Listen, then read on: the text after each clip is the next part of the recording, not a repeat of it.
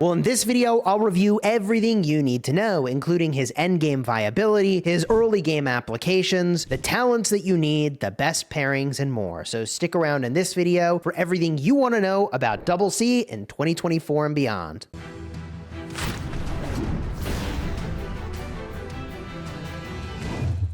Hello my friends and welcome back. I'm Chisgule Gaming, and for those of you new to the channel, I have been playing this game for over 5 years now. Literally my VIP is like 2,002 days, which I kind of can't believe I've reached this point. But I mention this because I have used the overwhelming majority of the commanders and maxed them. I've made meta, equipment, and armaments, and all these endgame things that, look, if you're looking for guidance around what actually works in the game, I'm not talking to you about hypothetically what works, but I've actually used these things in the endgame against some of the strongest kingdoms that have ever existed. So if that's the kind of guidance that you're interested in, consider smashing the subscribe button so you get more videos just like this one every single day. But let's get right into the topic of today's video, and that is Double C. And I'm on a little bit of a tear right now, updating my original commander guides for like gold key commanders oriented towards new players. So again, if this is the sort of thing you're interested in, consider smashing the subscribe button. Double C is actually the very first commander I maxed in Rise of Kingdoms. Do I regret that? Kind of, yes. Now, the reason is actually very simple. It's not because Double C is bad, it's because you can get Double C from gold keys. And this becomes a very controversial topic because what you're going to hear from me is that you probably shouldn't use universal legendary commander sculptures on gold key commanders. Why is that? Because for the rest of the time you're playing the game, you're using gold keys and getting more of these commanders. And once you max these commanders, guess what happens with those sculptures? Literally, basically nothing.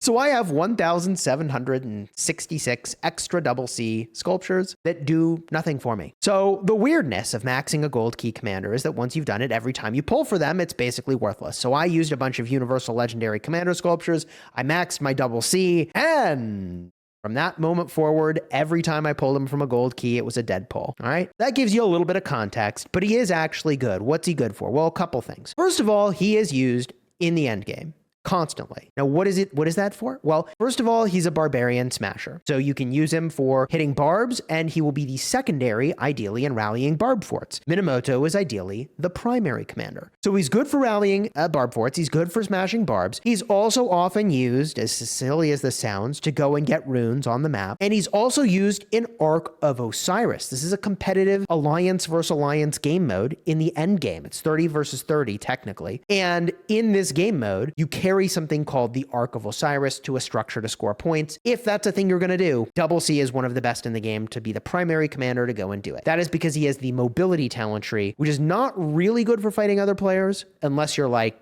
smashing gathering marches, but is more designed to run fast. That's what it does well. So Double C is a moderate damage dealer, and again is primarily a utility player in the end game. So he is not critical, in my opinion, because the most critical commanders are the ones that actually are a difference maker when you fight other players. Now, with that said, his kit is very good. And there's a lot to be excited about with Double C, which is why I went and I maxed him right away as my first legendary commander to go and max on this account, by the way. So the active skill on Double C deals 1,400 damage factor. Now, don't mind that plus 300. I'm going to talk about that in a minute. There's a museum buff that you get in the end game. We'll get there. But 1,400 damage factor and a debuff of 40% attack and 10% march speed is pretty meaningful. Now, the second skill is damage to barbarians, which you probably are not excited about because you'd rather do damage to things that hurt other players.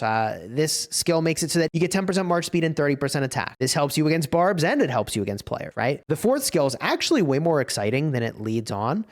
You have a 10% chance when you directly target an enemy that you are attacking to recover 1,000 healing factor worth of units, to get 100 rage, and to gain 20% march speed for 3 seconds. This has an internal cooldown of 5 seconds. So the napkin math on this one is that it'll trigger approximately once every 15 seconds, but it is actually a very powerful skill. The weird thing about Double C is the expertise skill. It lowers your defense by 10% and gives you 25% attack. There are a bunch of people who will not max their Double C because they don't want to lose the defense. Like, think about it. If your job is to carry the Ark of Osiris, you're not there to do damage to enemies. 25% attack doesn't matter. All you care about is your defensive stats. Losing them sucks.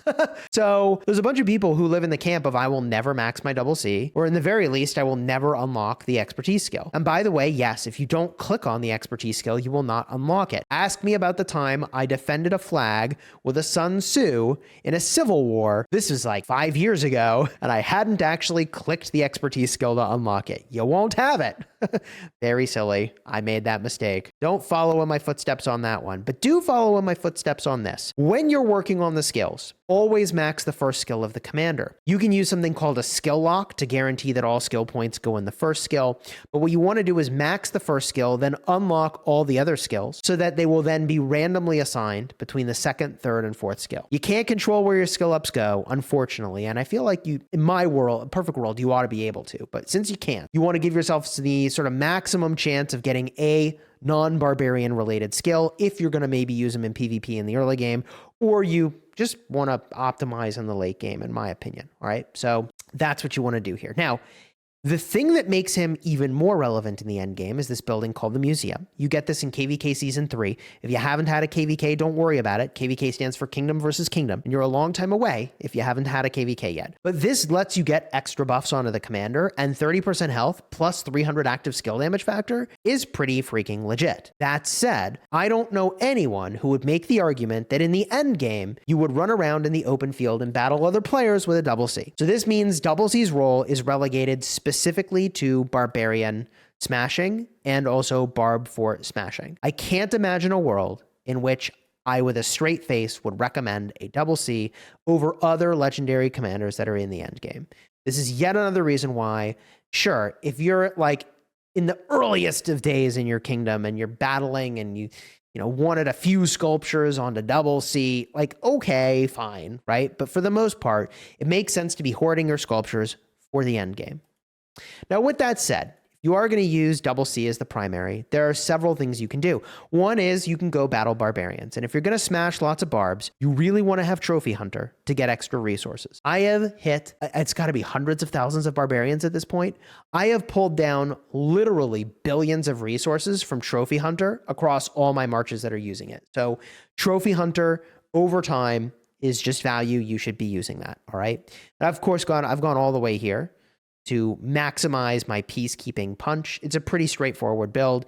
Some extra march speed as we go. Also a little bit of extra rage over here and a debuff. I took that. You could go to the other side of the tree if you wanted, but I went for this debuff since if I'm using him as the primary, I'm typically hitting barbs with like 5 or more marches, and there you go. All right.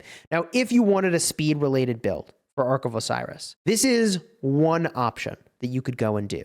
And I say it's one option because all the way at the top here, time management, it actually slows you when you're getting hit, which kind of sucks, which is why I have this alternate speed build, which doesn't go for that. So really, you've got a couple options for speed here. One comes with a drawback, but is a little bit faster. The other has no drawback. And I think between the two of them, this is probably the build I would recommend at this point. You're missing out on alacrity. Whenever an enemy inflicts a slow effect on you, you have a chance to negate that effect. If you were running around battling in Mightiest Governor, slaying gathering marches, or you're in a KVK and you're hitting people's gathering marches, I suppose that this build might end up being better for speeding around. But otherwise, I'd probably go with this one. And if you're wondering, well, what about rallying barb forts, Chisgule? What if I want to use double C primary? I would generally say that you shouldn't do that. Look, you're better off using a commander that has more relevant PvE talents than the mobility tree. The mobility tree just isn't very exciting. In fact, you're better off using Ethelfled with double C secondary, if that's really what you needed to do, than running double C as the primary. I know it's tempting to think that this is good, but it isn't. And once you get to the end game especially, the speed with which you kill a barb fort ends up being super relevant. PvE objectives in the end game end up stacking up their all damage over time. The longer it takes, the more damage they end up dealing, and you don't want double C as the primary. You'll have to just take my word for it that it just kills slower. And we had a guy in our alliance back in the day, Tripod. It was so data oriented, and he had all this data to support that like double C as the primary is not the way. I believe that what he would do when rallying barb forts is he'd use Ethel double C as one combination, and then Minamoto plus another Cav commander. I can't remember which one. Could even be like just a typical endgame commander like Nevsky, XY, or just really like any Cav commander as the secondary. So all that to say, double C is probably not where I would put my universal sculptures, even though you're going to use them in the end game. The other reason that I don't like putting universal sculptures into them is that you can go in the daily special offer, and depending on the age of your kingdom, you will have access to purchase double C. And the daily special offer is unequivocally the best bundle in the game, hands down, in terms of the value that you're getting. So this would be a way at $5 a day to be accumulating double C sculptures if that's what you wanted to do. And it would take about 3 months to max your Minamoto purely from buying these daily special offer bundles. And look, depending on your spend level, that daily special offer is really, really great value. All right. Now, if you're wondering what armaments should I use, what equipment should I use, depends on how old your account is. All right, but I'll cover it very briefly. With regard to equipment, you want some PvE value. And the way that you get PvE value is typically in things that do damage to barbarians. There's a bunch of green gear that can do that, like you see what I'm using here.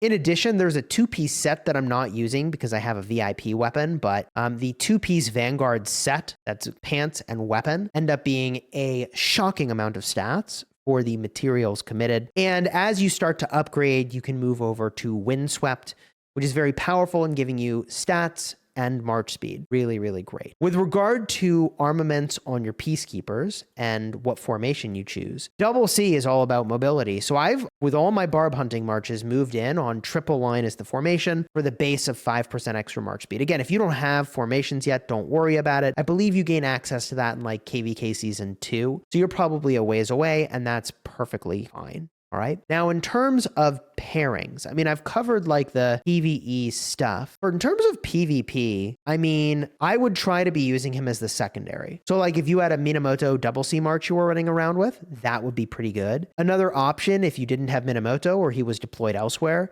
would be a Baibars primary double C secondary. Now, the reason I really like this combo is that Baibars has area of effect damage, and that area of effect damage is not diminished based on hitting multiple targets. Most area of effect damage will get weaker when you hit multiple targets. Like, let's look at Kira. Every additional target reduces the damage dealt by 15%. See? But Baibars doesn't do that. And that is special. So I would say Baibars double C would be the way to go if you wanted a proper combat march to use against other players and you needed another way to get calves on the field. You could also pair with Belly, but they both have mobility tree, which is not amazing. You could potentially pair with Pella, which I think would be fine. Not overly excited about Pella these days, but I think his kit is decent for sure. So Pella double C could be a thing. But overall, once you max your double C, and even before you've maxed him, like you're going to use him every single day for rallying barb forts. You could use him every single day for smashing barbs, and I probably wouldn't battle other players with him, especially not in the late game, but you could do that in the early game, all right? Now, if you found this video helpful, throw a like on here and consider subscribing. If you've got other questions about double C, definitely let me know down below in the comments, and I'd be happy to respond to those where and when I can. Alternatively, you can join my Discord server. That's discord.gg/Chisgule, and there is a huge community of people that are eager to help answer your questions, all right? Now, if you're looking for other beginner guides, like if you want to see my refreshed guide on Minamoto, I'll have a card in the end screen in just a second. Alternatively, if you're wondering, hey, wait a minute, so what are these commanders like in the end game, and what should I be investing in?